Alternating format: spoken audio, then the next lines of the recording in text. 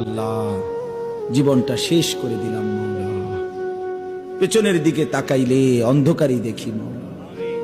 আজ কবরের ভয় হলো, আজ কিয়ামতের কথা মনে পড়লো, আজ হাসরের ময়দানের কথা মনে পড়লো। আল্লাহ, কি হবে যদি গুনাহের আমল নামা হাতে মিলে?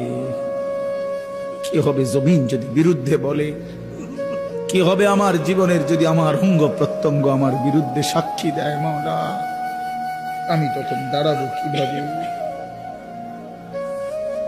হাসরের ময়দানে দাঁড়াবো কি?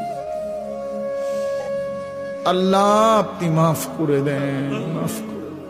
আযাব দিলে আপনার কোনো লাভ নাই, মাফ করে দিলে আপনার কোনো ক্ষতি নাই।